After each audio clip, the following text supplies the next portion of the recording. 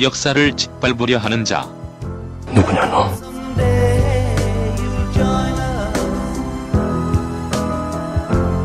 진짜 역사, 가짜 역사. 진짜 역사 가짜 역사 41번째 순서 시작하겠습니다. 자, 오늘 함께 10번 심콩쌤 오래간만이다. 네, 안녕하세요. 신명환입니다. 자, 그리고 이제 껌나무를 넘어서 방송계에 신성으로 떠오르고 있는 최강욱 변호사. 네, 안녕하세요. 예. 야, 심 선생은 뉴욕에서도 유명해가지고, 그죠? 그렇지. 네, 거기서 그냥 심쿵 왜 안 데려왔냐고. 선물을 싸다가 전해주시고. 그래서 내가 심쿵은 키가 커갖고 항공료가 2배로 든다. 근데 의외로 사람들이 이걸 듣기만 하고 안 찾아보시더라고. 심쿵 찾아보면 금방 어떻게 생겼는지 나올 텐데. 네. 멀대 갖고 허여멀건 해갖고. 글쎄. 잘 안 찾아보시는 것 같아요. 팟캐스트만 듣고. 그런데 진짜 시간이 흘렀지만 이제 난 이번에 대선 때 예. 우리가 돈 대갖고 미국, 유럽, 네. 일본 이런 데 다 돌고 싶어요. 아유, 뭐, 그럴 수만 있으면. 근데 방송을 데일리로 하기 때문에. 좋겠지만. 글쎄, 방송인이 되셔가지고 뭐 네. 그거 하시겠어요. 그러니까 그거 어떻게 해요? 아니, 여기 또 최강 변호사 얼마 전에 아궁이 나왔잖아, 아궁이. 그러니까. 아궁이 보고 있다 그러면서 술 먹으면서 전화 오는 사람이 왜 나한테 전화가 오냐고. 내가 무슨 매니저 회사 회장이야. 나한테는 하나도 안 하는데. 너무 뜨셨어요. 네. 그치, 너무 떴지. 너무 떴어요, 진짜. 네. 네. 너무 진짜. 이제 단독 프로 하나 하셔도 될 것 그러니까 같아요. 해도 돼. 큰일 났어요, 이거 지금. 이제 뭐야, 아니, 도사님 근데 잘 하셔야 돼요. 내가 싹 빠지고, 이제 최강 당신 진행하지. 눈이 번쩍번쩍하네. 내 빠진다 그러니까 진행하려고 지금. 무슨 얘기야, 지금 가만히 얘기 듣고 있는데. 아이, 나 진짜. 전국구를 없애고 지역구를 만듭시다. 그런데 이게 진짜 전국구가 그때 내 아이디어가 좋았던 거야. 최순실 특집 하자 그랬잖아요. 예. 최순실 특집은 4편 다 최순실 특집 1, 2, 3편은 다 100만이 넘어갔어요. 다운로드가. 예. 그 전에 봤잖아 우리가. 35만, 40만, 많이 할 때 50만. 그냥 2배가 넘어간 거야. 근데 그것도 최순실이 직접 연관된 듯한 타이틀을 하면 쫙 올라가고. 제목이. 낚아. 마지막 제목이 이거였었거든. 실패한 혁명 성공할 촛불. 좀 덜 듣더라고. 최순실이 촛불의 배우다 이랬어야 되는데. 지난번 프랑스 혁명 얘기가 되게 좋았다고 피드백이 많이 오던데. 아, 그래요? 예. 예. 그게 이제 마지막 4편, 예. 4번째 아니에요. 예. 근데 다운은 좀 줄었어. 아, 그거는요? 예, 다운은 좀 줄고. 그게 왜 줄었는지 모르죠? 예. 내가 공부를 안 하고 왔고 내가 입을 닫고 있으니까 참 집중이 잘 된다. 아예 틀렸다고 말하기에는. 그거보다 너무 필요하셔가지고 두 분 다. 아니, 근데 요즘 이 방송하면서 내가 그전보다 좀 덜 까는 게 말을 좀 덜 하니까 덜 까더만. 누가 들을까요? 댓글이? 예. 근데 댓글 그런 생각도 일 거야. 근데 한 명 정도 내 추적해갖고 잡거든. 그러고 주위에 이 해커들이 많잖아. 그 해커들로 몇 번 추적을 해봤어요. 그래갖고 별 의미가 없어 그냥 놔뒀는데. 실제로 그 댓글. 그러면. 반복적으로 막 다는 사람들이. 그리고 우리 보통 보게 되면 이제 화이트 라이엇들 있잖아. 뭐 선의 거짓말 하는 그 좋은 의미로 해킹 활동하는 사람 뭐라 그러죠? 화이트 해커. 화이트 해커라 그래, 네, 그것도? 네. 화이트 해커들이 있어요, 우리 주위에. 이번에 그 우병우 잡을 때 걔들이 활동했잖아요. 그래서 우병우가 카드로, 그건 어떻게 하는지 모르겠어. 예. 카드 쓰면 그 지역이 잡힌대요. 아. 카드. 그걸 걸어놓고. 그것도 해킹인데, 그러니까. 진짜 해킹. 나한테 그래요. 카드 결제 시스템에 해킹하는 건데. 네, 나한테 그래요. 제가 어렸을 때 해킹 좀 배웠습니다. 그런데 꽤 수준급입니다. 예. 우병우 모든 거 다 걸어놨습니다. 예? 원래 수배자들 잡는 게 그거거든요. 핸드폰 기지국 발신하는 거하고 카드 쓰는 거하고 하이패스. 하이패스. 그래서 내가 그럼 좀 보자 그랬더니 낄낄낄 웃으면서 뉴욕입니다. 뉴욕에서. 네. 뭐 우병우요? 아니 그 해커 하시는 분. 해커 하시는 분이 지난번에 왔을 때 봤습니다. 젊은 친구인데. 오, 무섭다. 잡으려면 잡아보시라 그랬어요. 전 뉴욕 미국 시민권자입니다. 예. 골 때려요. 예. 그리고 주위에 몇 명 있는데 그리고 저 얘기도 하더라. 국제 해커 그룹 있잖아요. 예. 국제 해커 그룹하고 협조를 받았고 그쪽에서도 지금 투입됐습니다. 우병우를? 우병우. 야, 그런데 마지막에 며칠 있다 또 이제 카톡이 텔레가 왔는데 텔레그램으로만 하잖아요. 아, 놀라운 놈입니다. 한 건이 안 잡히더래. 현찰을 다 쓰고 다녔나? 안 움직인 거지. 그래갖고 기흥 CC에 있을 거라고 확신한 거지. 근데 기흥 CC에 있을 것이다 했는데 또 운전기사가 전화가 온 거야. 오늘 아침에 봤습니다. 운전하다가? 아니, 골프 치러 간 사람의 기사. 근데 이 골프 치러 온 사람이 우병우하고 친한 사람. 그래갖고 우병우가 나온다고 얘기 안 했으면 내가 얘기 안 했나? 지난 방송에? 드론 띄우려서 드론. 그 얘기 딱 하셨죠. 준비하고 있었지. 드론 띄웠으면 진짜 완전히 실검순위 그냥 하루 종일 1등이었다. 드론 팀은 또 내 그 사진 작가가 드론 전문가거든? 딱 2대 준비하고 있었지. 근처에서. 근데 생각해보니까 골프장이 자기 거면은 숨기가 좋긴 좋겠더라고. 넓지. 그 안에 그 집도 다 있고. 아니 별장 공식적으로 있잖아요. 기흥 그러니까요. CC는요. 예. 그 자기 그 장인 어른 있었던 별장. 그런데 이 사람 공식 수배자가 아니잖아요. 네. 어떻게 치고 들어가 거길? 정봉주 수배자죠. 그렇죠. 그렇지. 셀프 도망자. 셀프 도망자. 아무런 법적 근거가 없어요. 거기 들어갈 수 있는. 그렇다니까요. 그렇구나. 예, 그러니까 우리만 수배했고 본인만 수배됐다고 생각하는 거고. 야, 그런데 이 해킹하는 애들 대단하더라. 언젠간 기름은 넣을 거 아닙니까? 카드 못 중에 하나 씁니다. 이래. 못 중에 하나 씁니다. 야, 무섭다 진짜. 어떻게 영화랑 보던 그러니까 내용이. 우병우 같이 이렇게 숨는 정성으로 독립운동을 했으면 그러니까. 좋은 일 많이 했을 텐데. 오늘 독립운동가들 얘기 들으면 가슴이 아프더라 진짜. 그러니까. 어찌됐건 제 핸드폰 번호도 예. 제가 대부분 저한테 처음 연락 오신 분들 루트를 다 아는데 지금까지 안 밝혀진 게 이제 도사님이 저한테 연락한 거. 예. 제 번호 무슨 국정원을 통해 알았다고 어쩌고 막. 국정원한테 물어봤죠. 예, 국정원 후배한테. 후배한테. 지명한 그러니까 2초 만에 전화 왔더라. 2초 만에. 무서워. 무서워. 그런데 진짜 우리가 이 최순실 사태를 겪으면서 그러고 나서 지금 역사책을 보긴 한 달 좀 넘었잖아요. 네. 야, 이 독립운동 이 역사를 보는데 훨씬 더 가슴이 짠한 거야. 이게 뭐냐면 아마 다른 사람들도 비슷할 거예요. 이 촛불 8차, 7차 하면서 민주의식이 그만큼 높아진 거야. 우리 평생 이 짓을 하면서 살았는데도 역사의식도 높아지고 민주주의 의식도 높아졌고 그러니까 일반 이거에 대해서 깊이 관계가 없었던 사람들 촛불 들고 나온 사람들 난 이 민주주의 역사가 한 50년 땡겨진 것 같아요. 우리나라가. 그렇죠.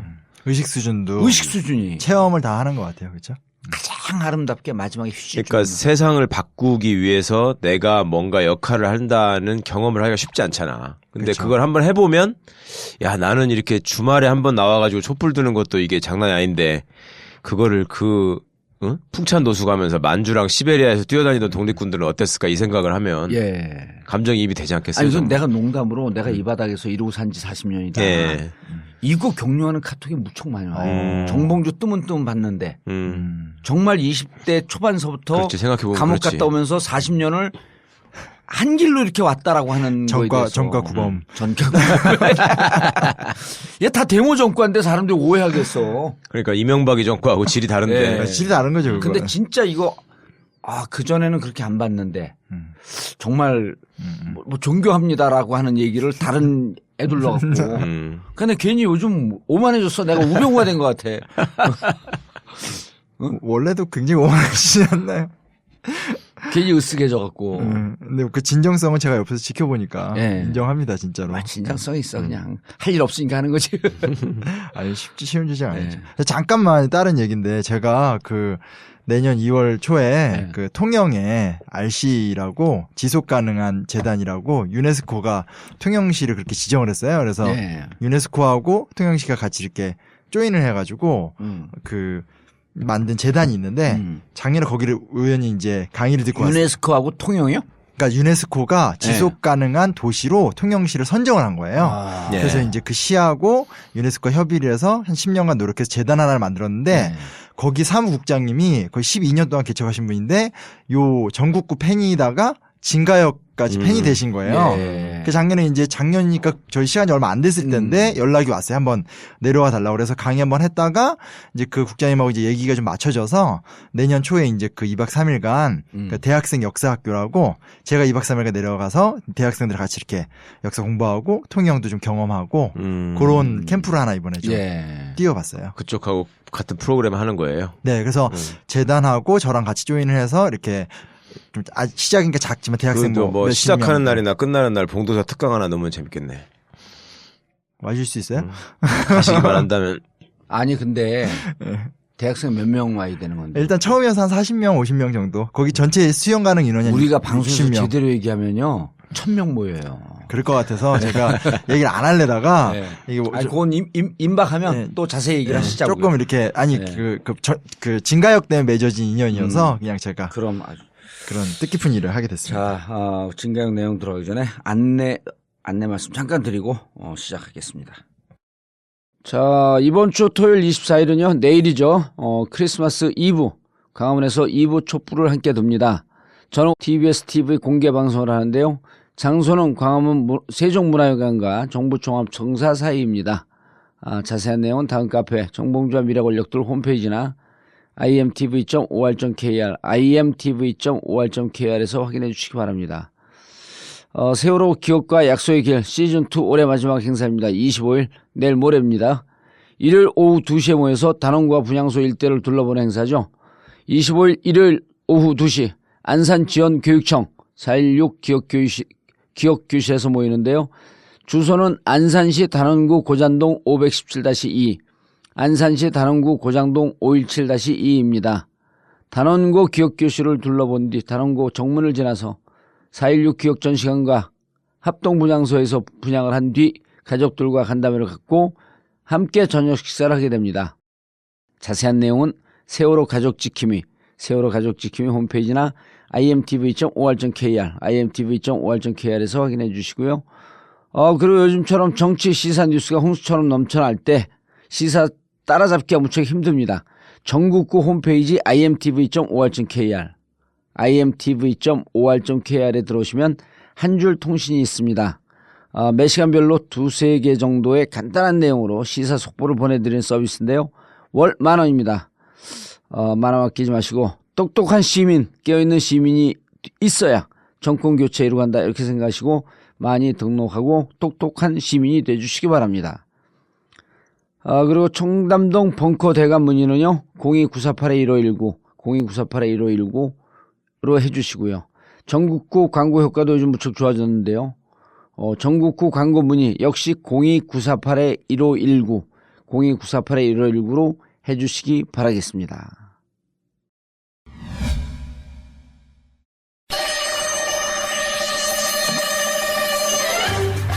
전국구 에어컨 사무실, 업소, 빌딩, 관공서 냉난방이 필요한 그 어디에나 전국구 에어컨 제품 선정 설계부터 시공까지 그리고 에어컨 세척까지 전국구 에어컨 031-403-2331 031-403-2331 검색창에서 전국구 에어컨을 검색해주세요. 수익금은 전국구 제작과 벙커 운영에 사용됩니다. 정봉주의 전국구, 여러분의 고마운 후원에 늘 감사합니다. 꾸준히 우리 역할을 할 수 있었던 것은 바로 여러분의 고마운 후원 덕분입니다. 조금이라도 좋은 세상을 만들기 위해 늘 똑같은 자세로 노력하겠습니다. 여러분들의 후원으로 만들어지는 정봉주의 전국구 후원 안내입니다. 팟빵 전국구 홈페이지 자발적 유료 배너를 클릭하시거나 정기 후원 1877-1828 1877-1828로 전화 주십시오. 항상 여러분의 후원에 깊은 감사를 드립니다.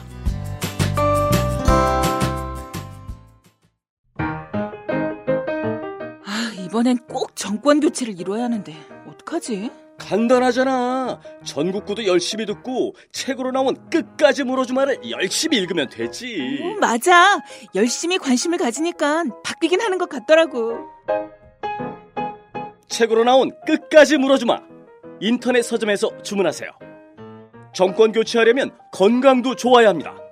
봉도사의 제1탄 골방 몸짱에 이은 몸짱 프로젝트 제2탄. 나만 따라해도 여러분의 행복한 일상을 책임집니다. 꼭 읽어야 할 필독서.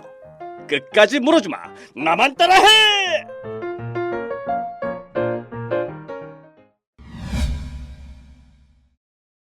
오늘 21장 367페이지 단박이 한국사. 예. 요즘 책 제목이 너무 방송에서 안 나와요. 단박이 한국사 꾸준히 팔리죠. 몇 세 찍었어? 6세인가 7세 사이인데 벌써? 제가 정확하게는 모르겠어요. 요즘에 너무 시국이 이래서 확인 안 그것만 해가지고. 기억해둬요. 인세는 한 번밖에 안 들어왔다는 거. 저도 한 번밖에 안 들어왔잖아요. 그러니까 더 달라고 그러라고. 왜냐면 우리한테 들어오는 이 모든 돈은 퇴진 행동에 계속 줘요. 요즘 제가 부가 수입은. 예?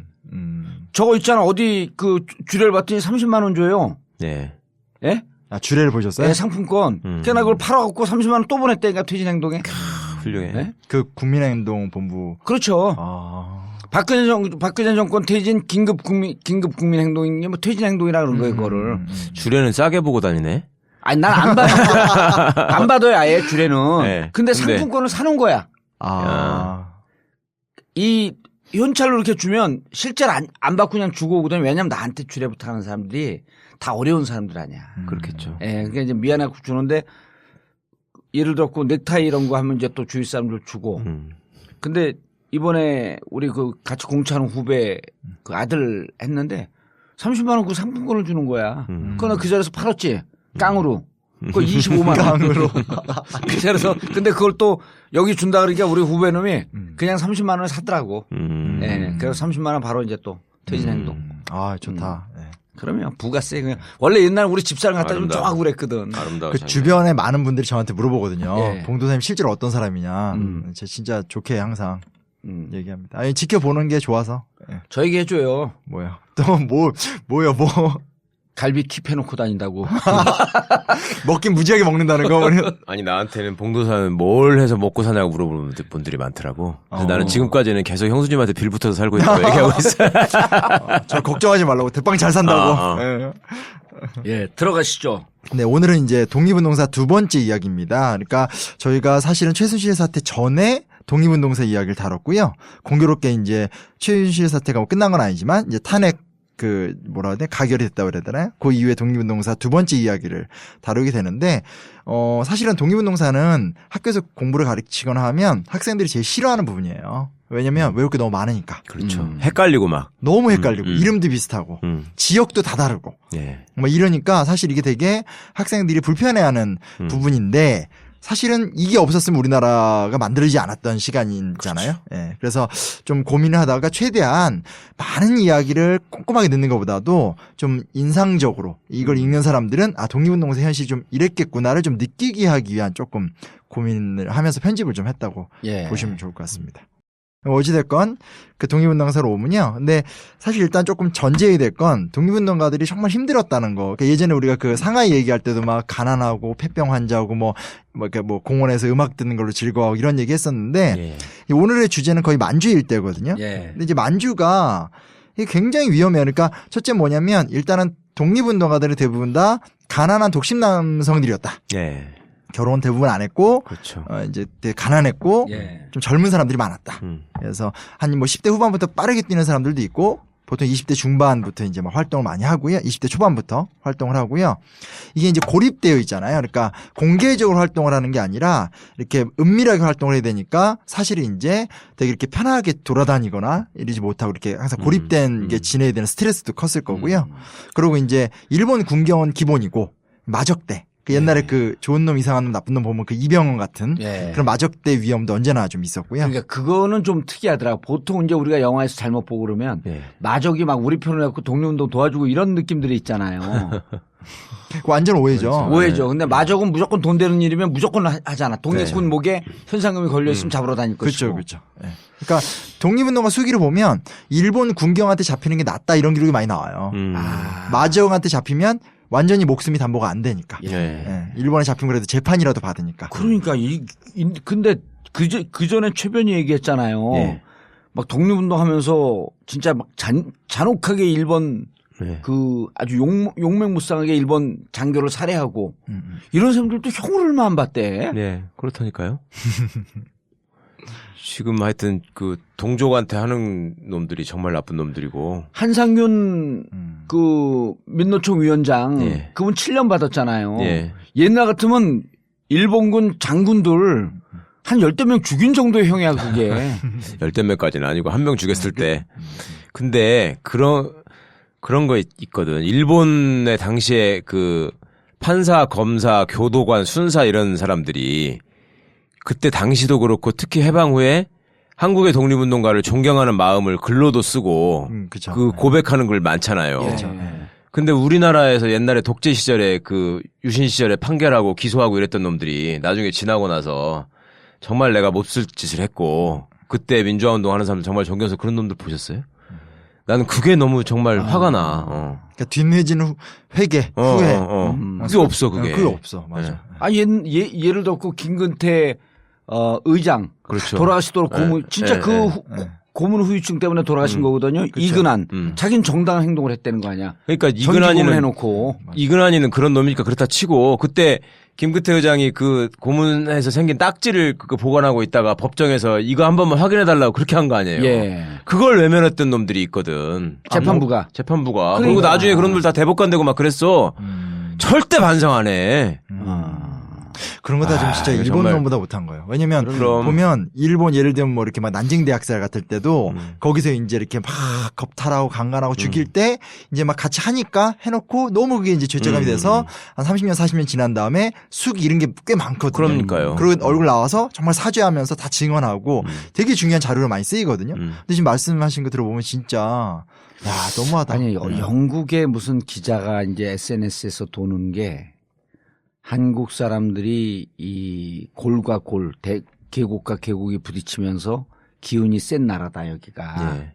그러면서 중국이 뭐 대륙의 기질이 있지만 중국은 기본적으로 나라의 기운이나 민족의 기운이 이렇게 센 나라가 아니라고 하면서 무슨 예를 드냐면 일본군한테 학살당한 숫자가 중국이 수천 배에 달한다는 거예요. 우리나라 인구에 비하면. 근데 우리나라 학살된 것보다 더 많이 학살을 당했대요.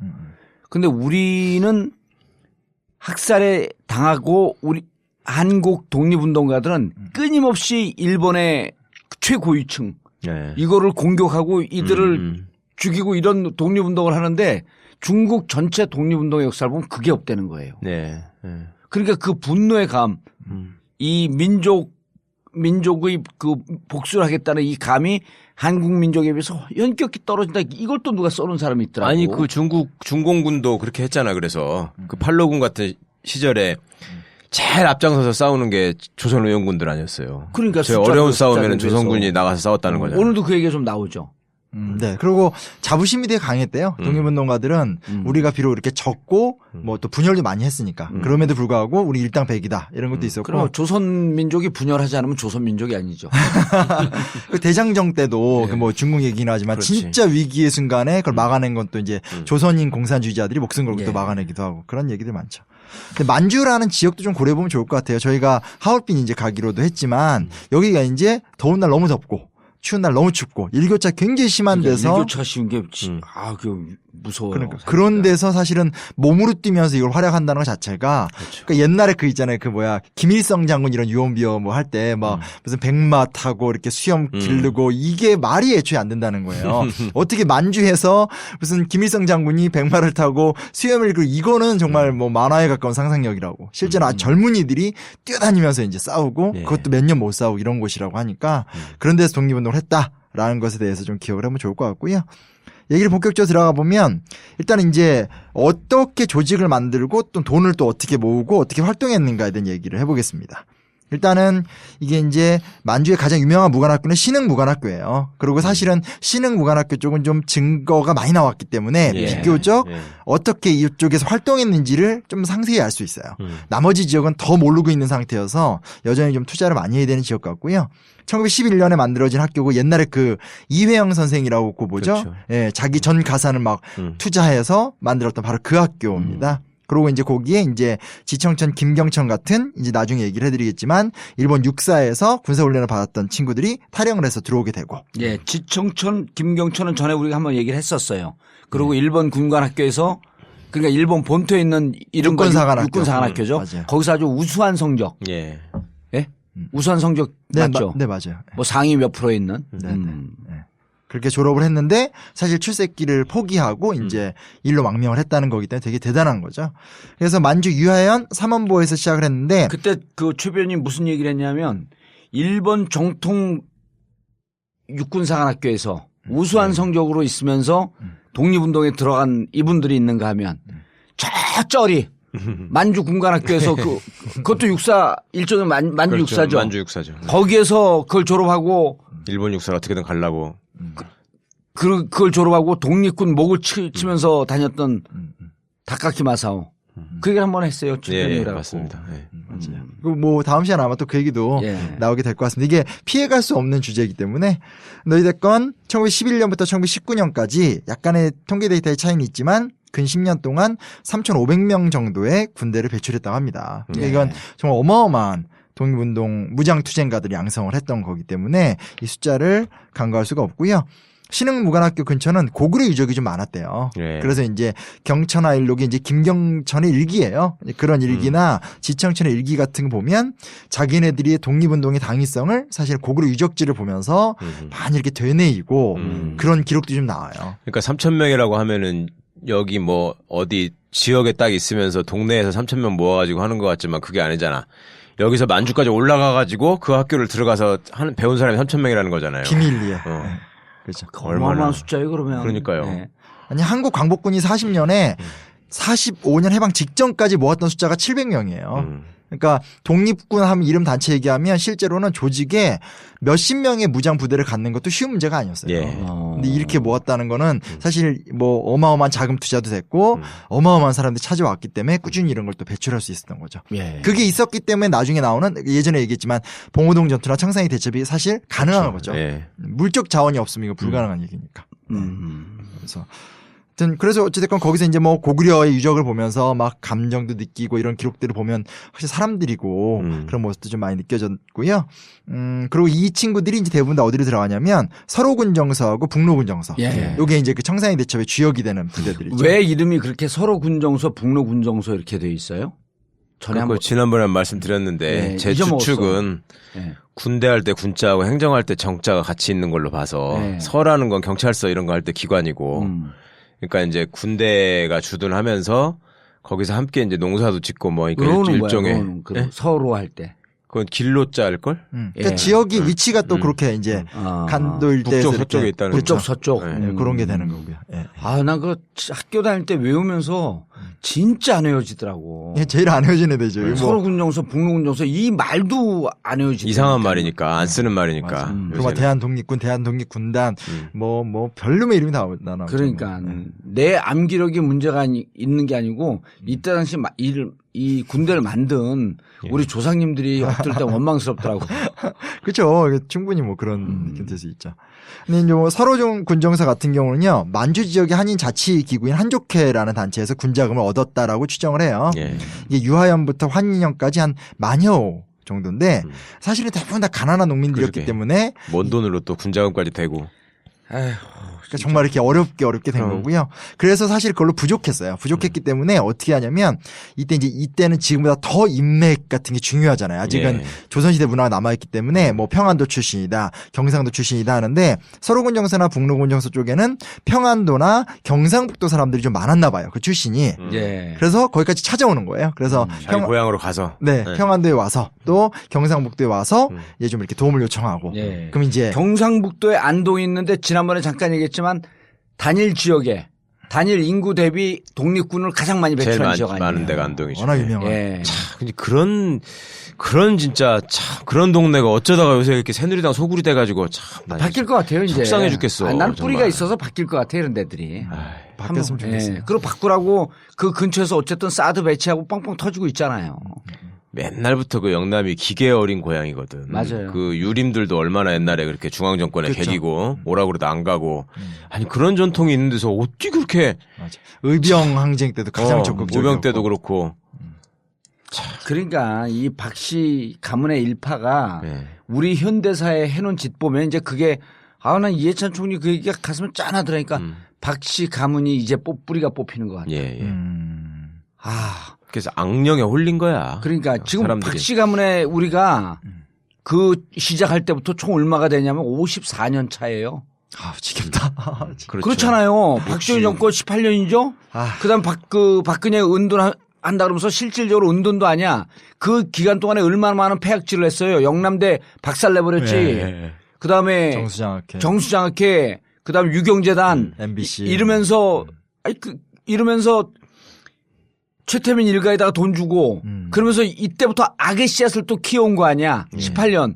그럼 36년이죠. 그리고 정계 복귀하고 지금까지 18년. 그러니까 54년이에요 이게. 예. 자, 진짜. 그 군정 2년 붙이면 이제 56년. 그렇죠. 56년. 예? 답답하다 진짜. 그러니까 56년을 한 가문이 이렇게 그 농단 국가를 절단했다 그래서 516 사이에 한 일을 놓아갖고. 네. 아, 참. 이거 진짜 어떻게 그래도 저 대응력이 많이 올라갔다고 칭찬해 주더라고요, 사람들이. 이걸 지금 어떻게 봐야 되는. 근데 그렇게 해야지 기억이 오래 남아요. 56년 동안 난동지사인데 한 가문이었다. 역사 516. 강사 같은 거 했으면 대박 났을 거야. 하여튼. 그건 제가 보증해 드릴 수 있어요. 여기저기 막 갖다 붙이면서. 장난 아닐 거야, 진짜. 근데 기본적으로 암기가 안 되잖아. 근데, 그러니까 사실은 이게 우리가 좀 오해하고 있는 게 그 충청도, 전라도, 경상도 중에 조선시대 때는 사실은 경상도가 제일 소외된 지역이었거든요. 그렇죠. 네. 그렇죠. 조선 전기 때나 좀 사람들이 나왔지 소외된 지역이었고 사실 지금 가보면 경상북도나 이런 데가 뭐 이렇게 잘 사는 데도 아니잖아요. 산골이요, 완전히. 그렇죠. 그러니까 참 이상한 어떤 잘못된 왜곡된 자의식이라고 해야 되나? 그러니까 그때 소외받았다가 나중에 권력을 잡으니까 이걸 놓치지 않아야 된다는 집착이 더 심해진 것 같다고 누가 그렇게 분석을 그렇죠. 하더라고. 네. 그런 것도 있겠다. 아니 제가 감옥에서 나와서 2013년 봉화가 있었잖아요. 네. 근데 거기서 그때? 그러면 1년 동안 있었는데 들은 얘기가 참 이게 도대체 이 현대 사회에 살고 있나 싶더라니까 내가 가니까 뭐 빨갱이 왔다 뭐 이런 건 둘째 치는데 2012년 대선 때 선거운동 하는 걸 얘기를 해주는 거예요. 예. 선거운동 어떻게 한 줄 알아요? 어떻게 했어요? 박근혜 측에서 선거운동 어떻게 했냐면 유세차에다가요. 새마을 노래 틀었다. 노래 하나만 틀고 다니는 새마을? 새마을 운동. 응. 그거 하고 산 곳곳을 다니면 그 시골이니까 막 돌아다니지도 못하거든. 그냥 도시 사이 뭐 농촌 사이사이 새벽 종이 훈련대 그럼 그 노인네들 그걸 보면서 눈물 촤르 흘리면서 1번. 김 선생 알아? 새벽종이 울렸네. 새마을 노래? 그거 이제 뭐 방공교육 저 어릴 때만 해도 대한뉴스 받았어요, 그거를? 제 초등학교 때 방공교육 없어졌어요. 새마을 노래 불러봤어? 아니요, 그냥 들어봤죠. 네. 새벽 종이 울렸네.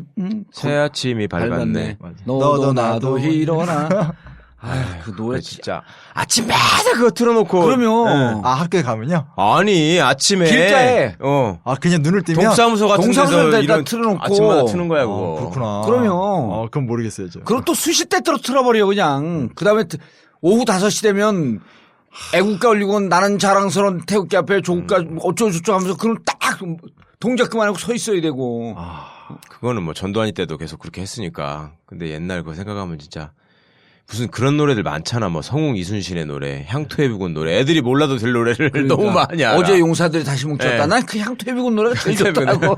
그거를 왜 애들이 알아야 돼? 그러니까 사실 이게 뭐 이순신 장군 훌륭하고 예. 세종대왕 훌륭한 건 사실이지만 사실은 이제 이순신 장군이나 세종대왕이 이렇게 교육에 강조가 된 배경이 사실 박정희가 자기 집권을 그렇지. 강화시키는 그러니까. 쪽으로 당당하기 위해서. 민족문화유산 이러면서 되게 교육을 많이 시킨 거잖아요. 군인 중심의 사회. 그러니까. 뭐 을지문덕 장군 뭐. 그것뿐이야. 나폴레옹도 띄우고 나세르도 띄우고. 아니 그래서 이번에 군인들은 다. 성우 이순신 노래가 그거 아니야? 민족의 영웅이시여 그거 아니야? 그러니까 보라 우리 눈앞에 나타나는 그의 모습 거북선 앞세우고. 나 요즘 사진 찍고 싶어졌어. 이거 너무 진짜. 그거 정말. 그런 노래를 아예. 충무공 충무공 민족의 태양이여. 그거 맨날 부르고 다닌 거야. 장난 아니다. 그리고 여학생들이요. 네. 고문줄하면서 그거 부르면서 한 거야. 고문줄하면서 새마을 노래 부르고. 충무공 이질감. 장난 아니다 진짜. 정말 진짜 나라가 웃겼어 정말.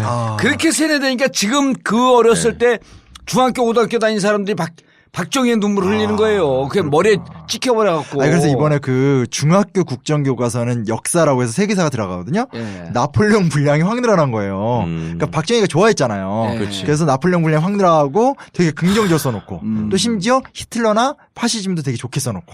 그러니까 박정희 진짜 나쁜 놈. 피노체트도 프랑코도 다 훌륭한 사람이었어. 독재자들이 그때 위인전으로 나왔잖아. 나세르 같은 경우도 쿠데타에서 이집트를 살린 사람이라고 난 나세르 나오고. 영웅 아니야? 나 나세르 전기보험처럼 다 감동을 그랬잖아요. 다. 그러면 옛날에. 정기래가 그렇다니까. 그렇구나. 맨날 막사의 사이는 뭐예요? 그거는 그건 괜찮아? 그나마 괜찮고. 맨날 뭐 나폴레옹이 키가 작고 못생기고 지가 지하고 마상 거기다 30분. 취한시킨다고. 예. 그냥 일하고 마상에서 30분 잔다고. 맞아. 강감찬도 키가 작고 못생기고. 그 얘기는 저도 어렸을 때 좀 들었어요. 근데 나세르나 피노체테 같은 게 위인전을 있었다고요? 나세르 있었. 난 나세르 보면서 막 감동을 하고 그랬다니까. 대박이다. 세대 차이. 그런 시대를 안 사는 걸 진짜 행운으로 알아야 돼. 정말. 저는 어렸을 때 평화의 때 모금한 게 마지막이었던 것 같아요. 아무튼 얘기가 좀 빠졌는데 하여튼 그 군자금 모금 노력 많이 했고요. 예. 북로군정서도 모금 잘했어요. 그래서 그 지역에서 좀 돈을 잘 모았고요. 그 모은 돈으로 이제 무기를 사는 거죠. 그래서 남아있는 자료를 보면 1920년에는 북로군정서는 이제 권총 1300정. 그래서 뭐 탄약도 권총 한 정당 300발. 그리고 이제 권총 150정, 기관총 7문, 수류탄 이런 것들을 잘 모았고 그런 것들이 잘 구비가 됐기 때문에 사실 청산리 대첩에서 큰 성공을 거뒀는데 그 무기는 주로 이제 그 러시아에서 그러니까 블라디보스토크, 니콜리스크 이런 데서 이제 갖고 왔다고 합니다. 그리고 서울군정서는 신흥무관학교랑 협조를 통해서 이제 이거죠. 이렇게 연합을 해서 사람을 보내서 거기서 이제 그 군사교육을 받게 하기도 하고요. 좀 북로군정서는 여유가 있으니까 자기들이 사관 연성소 같은 것들을 만들어서 또 이제 군인을 만들기도 하고요. 네. 그래서 이런 축적된 시간. 왜냐면 1910년에 우리가 나라를 뺏기고 1920년이 봉오동 청산리 대첩이잖아요. 네. 딱 10년이거든요. 근데 그 10년간 이런 노력을 했기 때문에 사실 가능했다는 거죠. 청산리 대첩의 승리의 원동력이었다. 근데 이런 걸 보면 이게 군대라는 게 명분이 있고 뭔가 옳은 일을 하는 집단이라고 되면 사람들이 자발적으로 찾아가서 열심히 하잖아요. 즐겁게 그걸 영광으로 생각하고. 그 오늘날 군대하고 이거를 좀 비교를 해봐야 돼. 지금 군대를 다 가기 싫어하지 누가 가고 싶어해요. 맞아요.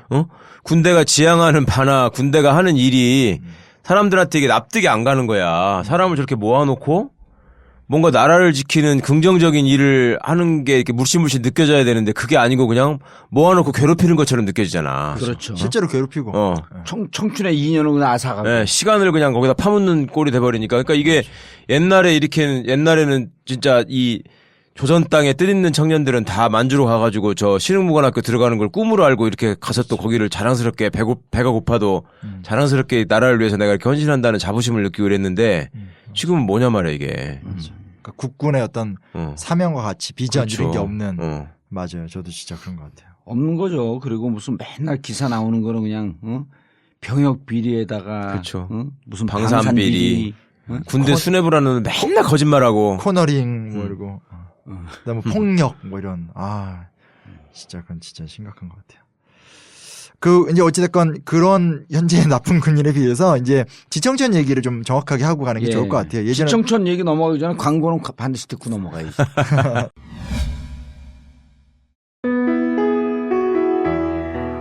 경제가 점점 더 어려워지면서 꽃 쓸 일도 많이 사라지고 있습니다.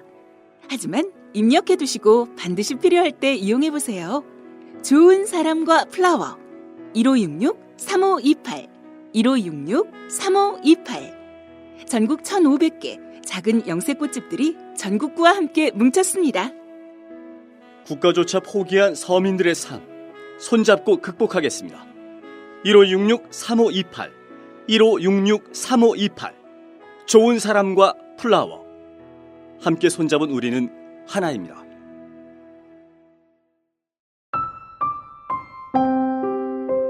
세월호 참사. 벌써 잊으려 하는 것은 아니시죠?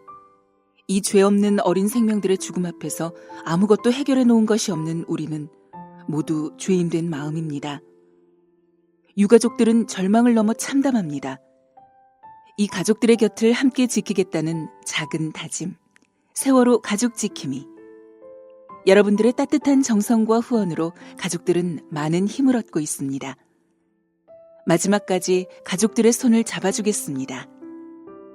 인터넷 검색창에 세월호 가족 지킴이를 검색하세요. 여러분 한 분 한 분의 고마운 후원과 관심으로 가족들이 힘을 받고 있습니다. 세월호 가족 지킴이.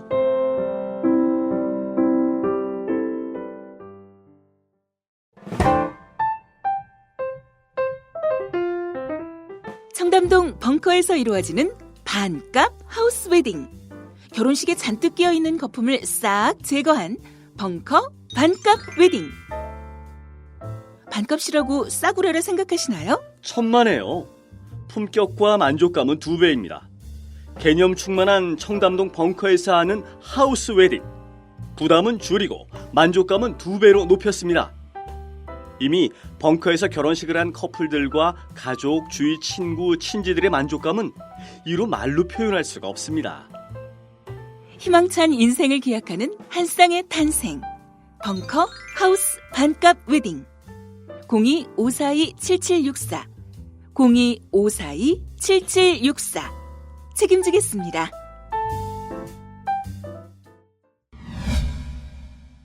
우리 지난번에 지청천 얘기했어요. 네네네. 네. 네. 근데 이제 뭐 아까 이제 뭐 사실은 이제 그런 일이 있었잖아요. 그러니까 예를 들면 경찰에 대해서 이제 변호사님 막 비판적으로 얘기하시니까 또 어떤 분이 이제 저한테 너무 그렇게 좀 부정적 이미지만 생산시켜 주지 않았으면 좋겠다. 이런 얘기도 좀 오더라고요. 물론 이제 팩트에 대한 공격은 못 하죠. 근데 이제 뭐 군인에 대해서도 이제 좀 이 시기 때 참 군인이 뭔가 그런 부분에서 지청천이란 이름을 좀 기억을 해봐도 좋을 것 같아요. 지청천은 이제 예전에 얘기했지만 대한제국 군인이었어요. 근데 1907년에 군대가 해산이 되니까 일본에서 똑똑한 놈들만 뽑아갑니다. 그래서 일본 육군사관학교 생도로 입학을 했고 사실은 너무 잘해가지고 일본 본토에 배속을 시키려고 그랬어요. 근데 이제 뭐냐면 본인이 자청해서 제발 한반도 쪽으로 보내달라고. 그래서 사실은 이제 국내로 배속을 받아서 나올 수 있었고 감시에서 좀 자유로워지니까 탈출해서 만주로 가게 된 거죠. 그런 배경이 있고요. 근데 이게 되게 컸던 의미가 그 전에 신흥무관학교나 만주 무장투쟁은 대한제국 때 노하우. 그러니까 쉽게 말하면 옛날 군사훈련밖에 몰랐는데 지청천, 김경천 같은 애들이 망명을 해서 오니까 얘네들이 선진 군사기술을 그렇죠. 일본 육사의 최신식 보병 전술을 배워갖고 왔기 때문에 그 어떤 군 조직 시스템이 많이 발전할 수 있었다라고 또 얘기를 하더라고요. 그래서 이분이 실제로 신흥무관학교 교관으로 오래 있었고요. 나중에도 뭐 고려혁명군 사관학교 교장, 정인부, 뭐 중앙집행위원, 군사부장, 의용군 사령관 등등등 거의 중요한 역할들을 만주에서 하세요. 그리고 상당히 오랫동안 그 생존해 계셨더라고. 이분은 57년인가 58년에 돌아가셨죠. 그러니까 그 1920년대서부터 시작해서 그 일제 그러니까 얼마에 한 26년, 25년 이때까지 계속 사령관으로 있으면서 막 도망도 다니고 그러면서 이 생존하고 계셨더라고. 그렇죠. 맞아요. 근데 젊은 나이 때부터 어쨌거나 지휘관이었으니까 죽기가 쉽지 않죠. 똑똑한 지휘관이기도 하고. 그리고 잘 도망 다녔던 것 같아. 30년대는 한국독립군 사령관도 했고요. 근데 이분이 정치도 하셨어요. 조선민족혁명당을 이끌기도 했고 이제 40년대 때는 이제 임시정부에 들어왔고 임시정부 국무부장, 국방부 장관이죠. 그리고 한국독립당 중앙집행위원. 그리고 이제 가장 이분의 유명한 이제 그 타이틀은 한국광복군 총사령관. 그렇죠. 이름도 멋있잖아. 청천. 네, 맞아요. 지청천. 맞아요. 그래서 그렇게 역임을 하셨고요. 무장 독립운동사를 대표하는데 이제 이의를 제기할 수 없는 인물이고요. 이분이 가장 잘 나갔던 때는 1930년대입니다. 30년대 때가 이제 뭐냐면 그 20년대 때는 이제 김좌진이 가장 유명했다면 31년에 만주사변이 일어나면서 만주를 일본이 점령을 하죠. 그러니까 이제 중국 사람들이 일본 애들에 대한 굉장한 어떤 저항의식 생기게 되면서 소위 말하는 한중연합작전이라는 게 시작이 됩니다. 그래서 요때 이제 이런 게 의미가 있는 것 같아요. 연대하고 하는 게. 맞아요. 한중연합. 네. 그래서 이때 이제 남만주에서는 양세봉이라는 장군이 유명했고요. 북만주에서는 지청천 장군이 유명했습니다. 그래서 이게 다 한국 사람들. 네. 양세봉은 약간 얼핏 양세봉 지청천 솔직히 지금 들으면 약간 중국 장군들 아닌가 하는 느낌이 들잖아요. 우리 사람 어이가. 느낌이. 우리나라 사람들 이름하고 조금 틀리잖아. 그래도 봉자 들어간 사람들이 유인이 많아요. 그럼요. 김두봉, 김원봉, 이봉창, 윤봉길. 그러네. 그러네. 진짜 봉자 들어간 사람이 많아요. 정봉주. 아니 봉이 친근감이 있어요 원래. 그거 불어를 봉하면 굿 이런 뜻이잖아요. 이제 불어까지. BON이 굿이란 뜻이에요. 봉주로 하잖아요. 봉봉. 봉 씨가 성이 되면 별론데 이름으로 들어가면 괜찮구나. 봉두환.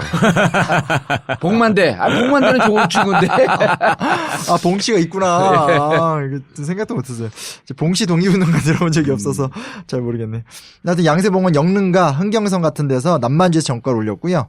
지청천은 이제 쌍성보, 대전자령, 흥경성, 사두하자. 이게 또 이제 다 중국 이름으로 바뀌어서 아마 책에는 다 좀 다르게 나올 거예요. 그래서 그런 데서 이제 막 성과를 올리게 되고요. 요게 이제 옛날에 근현대사 교과 있을 때 학생들이 되게 외우기 힘들어하던 좀 주제 있죠. 다 나왔고요. 그러다가 양세봉은 이제 중국 의용군과 연합했고요. 지청천은 중국 호로군과 활동을 했는데 보통 부대 숫자는 400에서 500명. 이게 맥시멈이에요. 왜냐하면 훨씬 적은 통계도 제가 많이 봤거든요. 근데 한 400에서 500명 수준이었고 연합을 했다고 하는데 중국군은 한 적으면 2,000명, 많으면 10,000명, 한 3만 명까지 되고. 그러니까 숫자로 따지면 이게 연합이라는 말을 하기에는 우리가 되게 좀 뭐라고 해야 되나 이렇게 좀 작게 느껴질 때가 있어요. 그래서 저도 사실은 이걸 책을 쓰면서 이걸 연합이라고 말을 할 수 있을까에 대한 솔직한 고민들이 좀 있었어요. 근데 이제 그걸 연합이라고 말을 쓸 수 있는 또 하나의 힘이 뭐냐면 활약상이 이제 굉장히 대등하게 가는 것들 때문에 이제 연합이라는 말을 좀 쓸 수 있는 것 같아요. 숫자로는 우리가 좀 적지만. 그중에 이제 가장 인상적인 승전은 대전자령 전투입니다.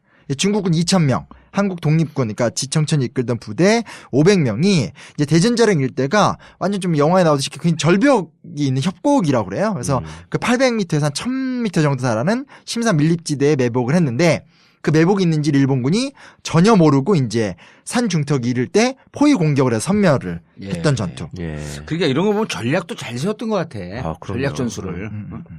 4시간 만에 일본군 130명 이상을 죽이고 군벌 3,000벌, 대포와 박격포 10문, 군량, 문서들, 군용품 모르고 마차 200개, 담요 300장, 소총 1,500장. 그러니까 군사 물자 쟁탈 부분에선 최고의 정과를 올린 사건이라고 보통 얘기를 한다고 합니다. 그래서 이렇게 얻었고 가장 또 큰 의미는 뭐냐면 이 학교에서 배울 때는 그냥 그냥 만주에 싸웠다고 하면 일본군하고 직접 싸운 것처럼 나오지만 실제 싸웠던 것들은 주로 그냥 만주국 산하 부대랑 많이 싸웠거든요. 근데 이제 이 전투는 실제로 일본 군과 싸워서 얻었던 전투다. 그래서 일부 역사학자들은 이건 대전자령 대첩으로 불러야 된다. 라고 얘기할 정도였던 성과를 올렸다라고. 그러니까 일본 정규군하고 붙어가지고 다 노획을 했다 이거잖아. 그렇죠. 그러니까 그러긴 쉽지 않은데. 그렇죠. 중요한 물자를 대거 획득을 했다. 우리가 이제 어렸을 때 이렇게 드라마나 영화 보고 그러게 되면 포졸. 포졸과 이제 산적들하고 싸우면 영화에서는 산적이 이기잖아요. 그렇죠.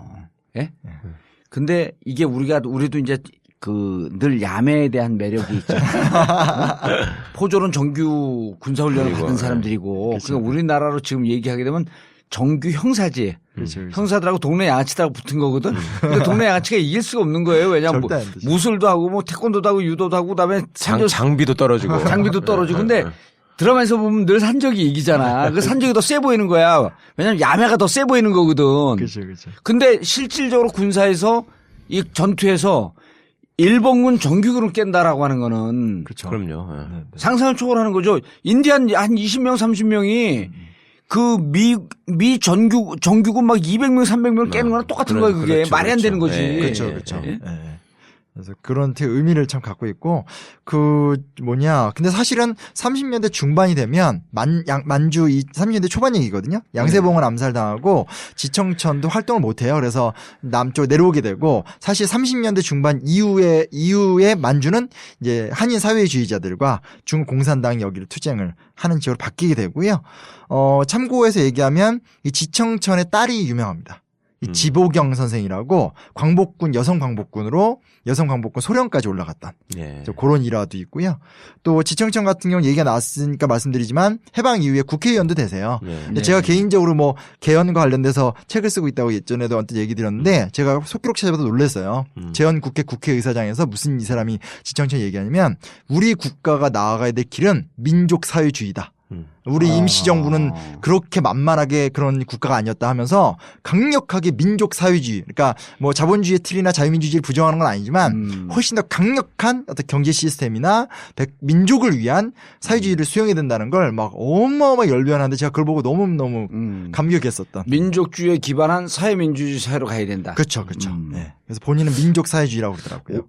어찌 보면 지금 우리가 지향하고 있는 바하고도 대단히 유사한 거예요.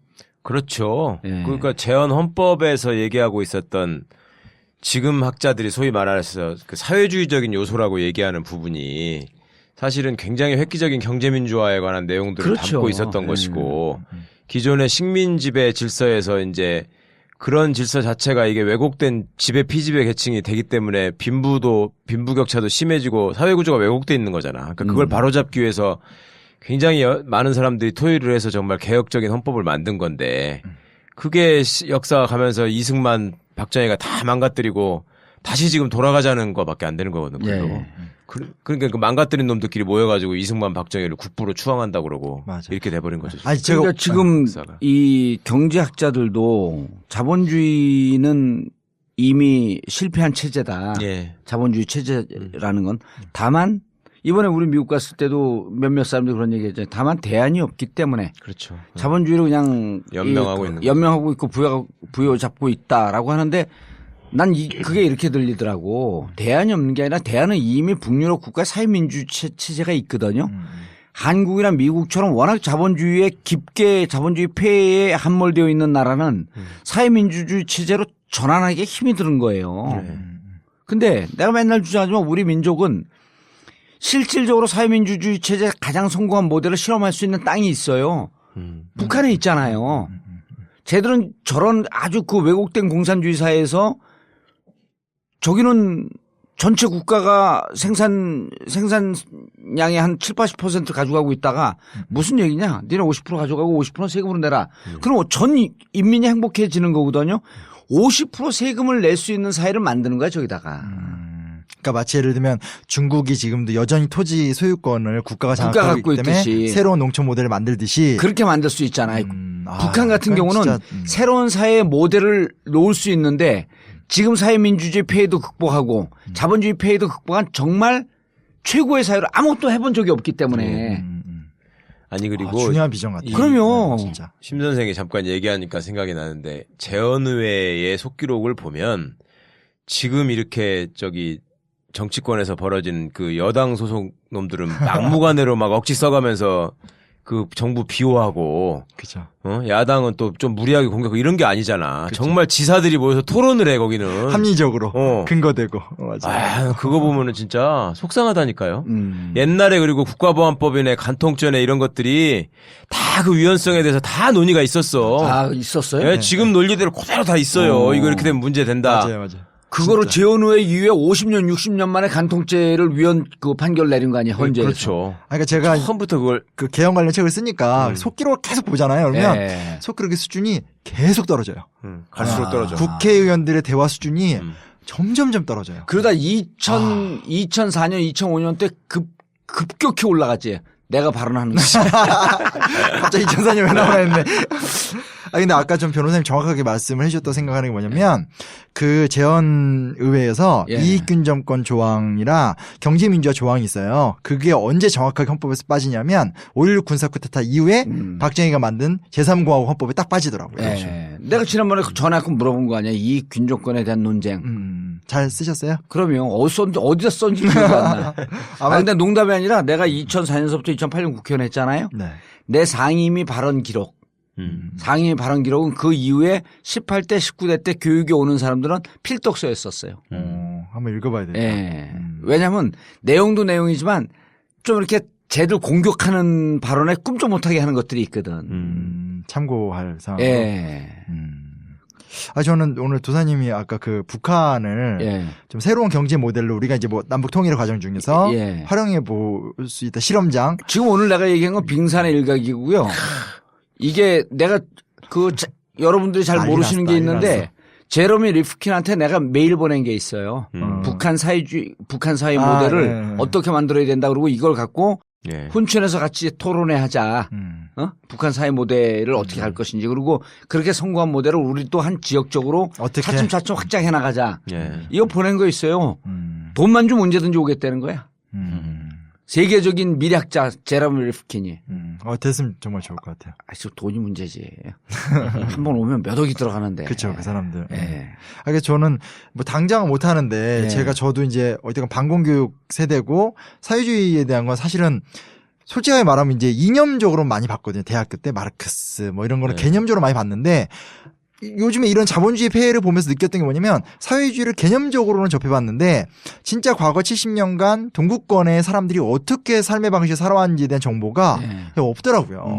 그래서 제가 지금 당장은 못하지만 좀 더 준비를 해서 좀 정말 나중에 어느 시점에 이런 어떤 개념적이거나 이념적인 것이 아닌 그 시대 때 그 사람들이 어떤 역사를 살았는지를 한번 좀 연구를 해서 책을 써보고 싶다. 그래서 우리 그런 학교 생각이 됐습니다. 교육에서도 북유럽 그 스웨덴, 핀란드, 뭐 스위스 이런 그 네덜란드 이런 데 사회민주주의 모델 이런 성공한 사례를 많이 공부를 시켜야 되고 지금 우리가 가야 될 길 자꾸만 상상만 하면 안 돼요. 그 북유럽 국가 중에서 성공한 정책들이 있거든요. 그것만 뽑았고 그거 그대로 가면 되는 거예요. 맞아요. 그러니까 그런 자료도 실패한 모델은 피하고 되게 적더라고요. 성공한 모델은 이게 무슨 연구소에다 준비시키면 금방 막 나와요 그게.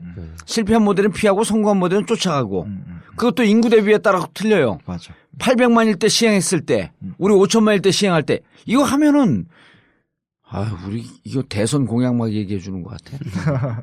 제발 그런 공약이 좀 많이 나왔으면 좋겠습니다. 여튼 이제 오늘 얘기 후반부인데 예. 군자금을 어떻게 모았을까에 대한 이야기도 좀 재밌는 게 있더라고요. 왜냐하면 그 한인들이 좀 살긴 살지만 가난한 농부들이기 때문에 만성적인 군자금 부족에 시달렸나 봐요. 그렇죠. 그래서 그거를 모금하기 위해서 가장 많이 썼던 방법이 뭐냐면 국내에 잠입해서 모금하는 방식인데 이건 뭐냐면 국내에 잠입해서 어떤 방식인지 돈을 터는 거죠. 예. 그래서 뭐 여러 얘기가 있는데 요새 영화에서 뭐였죠? 그 최근 그 독립운동 나온 영화? 암살과 밀정이었죠. 밀정에 보면 시작하는 장면이 가서 그 돈 뺏는 거 아니야? 그렇죠. 부자한테 예. 가서. 그러네. 맞아요. 그 미리 온다고 그러고 그놈이 이제 그 배신해갖고 예. 일본 경찰들을 부르는 거지 불러놓고. 재산 지키려고. 맞아요. 그래서 대한광복회라고 이건 좀 1910년대 때 만들어진 단체인데 이 단체는 정말 핵심이 이게 박상진이 이끌던 단체인데 친일 부의 집을 털거나 우편마차를 습격하는 거. 그래서 저는 옛날에 우편마차를 왜 습격하나 했는데 이 우편마차가 이제 은행 역할을 했나 봐요. 돈을 이제 오고 가는 그런 것도 하고 심지어 위조 지폐 제작을 시도했던 적도 있어요. 그래서 이런 식의 활동도 했고요. 1925년에는 손양훈이 칠곡에 있는 일본인 집에 침투해서 권총을 협박해서 현금 105원과 이제 엽총 2자를 획득한 일도 있고요. 또 다시 그 근처에 이제 손양윤 등이 이제 이창의 집에 쳐들어가서 270원을 뜯은 적도 있는데 요 돈은 만주 신민부로 보내졌다라는 게 확인이 됐어요. 그래서 그런 일도 있고 제가 개인적으로 제일 기억에 나는 건 김병현이라고 이 사람 밀양 출신이에요. 근데 아버지가 김태진인데 갑자기 김진태가 생각나네. 근데 김태진인데 아버지 돈을 뺏었잖아. 네, 만주에 땅을 구입하자고 꼬셔서 3,000원을 받아낸 다음에 그 돈을 신민부에다 보냈던. 이게 1927년 일인데 신민부 만들어진 역사상 단일 지하금으로 최대 규모의 돈이 한 번에 들어온. 예. 내가 이거 보니까 그 87년도, 88년도 이제 문익환 목사하고 같이 활동하던 민족통일 민주운동연합이니까 민통연이라고 있었어요. 그 제가 거기서 민중의 소리 지금 민중의 소리 신문이 그 뿌리가 그건지 그건 아닌데 민중의 소리 편집기획실 차장을 했거든요. 민주주의 민족통일 전국연합. 예. 민통연. 민주주의 민족통일 전국연합. 근데 거기에 민통연 누구 있었냐면 문익환 목사, 그다음에 임채정, 그다음에 이해찬, 제가 아는 그 장영달. 임채정. 장영달. 예. 그 다 그런 분들이에요. 김부겸. 예. 김부겸. 그다음에 이제 나는 정시진으로 있었으니까 정시진. 그렇게 있었는데 민통연이 닫으면서 89년대 전민연으로 또 다시 그렇죠. 출범을 해요. 전국 민족 민주 어쩌고저쩌고 이름도 잊어먹었어. 전민연을 하는데 그때 이제 우리 집이 땅을 팔았거든. 그래서 나 이제 신문을 하고 있었는데 한겨레 뜬 지 얼마 안 됐을 때 우리 아버지를 꼬드겼지. 말지 기자 예. 하시고. 말지 기자하고 이제 민통연이 왔는데 우리 아버지 꼬드겨갖고 아버지 이게 응? 언론사를 만들 수 있습니다. 그러니까 어떻게 만드냐 그래서 문익환 목사하고 같이 하면 내 지금 민주의 소를 만드는데 언론사를 만들 수 있습니다. 이렇게 한겨레 만든 거 보라 그랬더니 가만히 있더니 그때 우리 땅 팔고 돈이 많았거든요.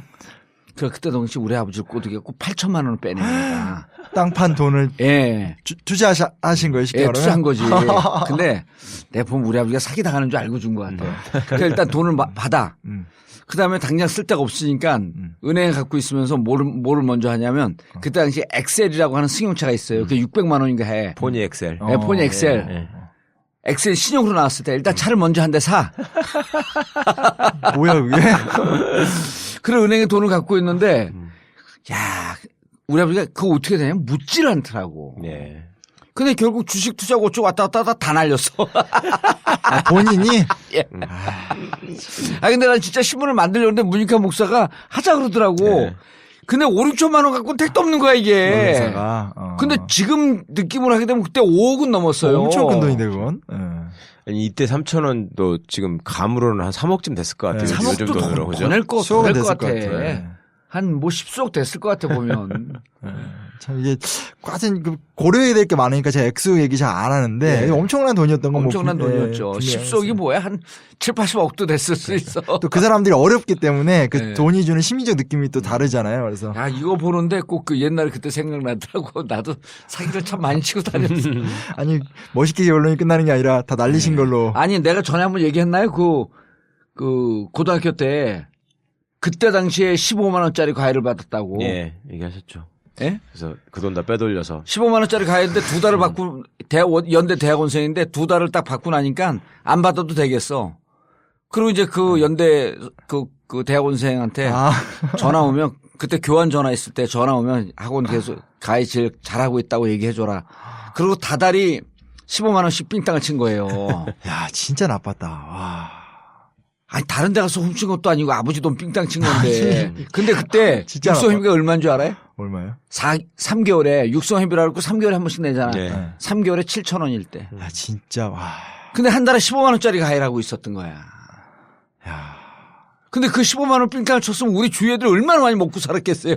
또 막 사주고 또. 그러면 한 달 내내 그냥. 그때는 대학생도 과외하면은 괜찮았어. 그러니까 먹고 살만 하잖아. 그러면 네. 그때 그 한 달 15만 원인데 그 사람들이 그 대학교 등록금이 7만 원인가 8만 원밖에 안 됐을 때. 대학교 등록금이 7만 원 할 때요? 예. 어떻게 그런 가격이 나와? 네. 그 정도 됐었지 그때가. 그때 이제 뭐 입주 과외하고 그럴 때예요. 그렇겠죠. 시골에서 올라갔고. 그러면 자기가 과외를 해가지고 대학교 등록금을 낼 수 있는. 그러면 등록금 낼 뿐만 아니라 동생들 생활비가 가르치기까지 했어. 다 된다니까 그게. 근데 입주 과외 아니야. 입주 과외는 먹고 자고 하면서 한 그렇죠. 달에 한 돈이 생겨. 8만 원에서 10만 원씩 받는 거야 또. 그러니까 와. 그 입주 과외 하면서 그 집 딸아들하고 이렇게 부모들이 하고 연결이 돼갖고 결혼하는 경우도 많았어요. 그렇겠다. 와. 언제 때 얘기예요? 그 얘기? 70년대? 70년대 중후반. 그 뒤에도 뭐 저 조윤선도 지네 과외 선생이랑 결혼한 거야. 그런 거예요? 남편 변호사인데. 문체부 장관인가 그 사람이요?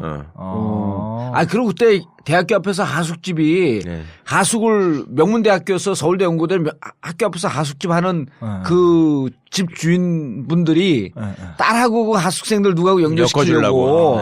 그래갖고 하숙을 했던 경우가 많은 거예요. 변호사님은 그런 일 어떻게? 우리는 뭐 여복이 없으니까 전학계는 사모님 들으시면 어떡하려고. 이번에 미국에 가갖고 예. 사모님한테 엄청 좋은 선물 사다 줘갖고 요즘 그 이쁨 받고 있잖아. 아, 그래요? 처음으로 결혼해갖고 처음으로 옷을 사다 줬대. 처음으로? 예. 너무했다. 아, 그거는 회식 가는 데 가면 이렇게 무슨 튀김장 있잖아요. 튀김. 예. 좀 덜 짠 간장. 예. 그게 수정간 줄 알고 모임에 가갖고 부인이 그걸 쿡 마셨대요. 예? 사모님이? 예. 그러니까 친구들이 야 얼마나 일식집을 한 데로 갔으면 그걸 마시냐 좀 너 좀 반성 좀 하라고 그러고 욕먹고 그랬다는 거야. 이번에 그 명품 선물 하셨다는 얘기가 그렇죠. 신흥 명품. 그 저번에 자디겐 볼테로. 이름이 자디겐 볼테로. 볼테로요? 프랑스 신흥 명품이죠. 근데 진짜 좋아해요? 예. 진짜 좋아해?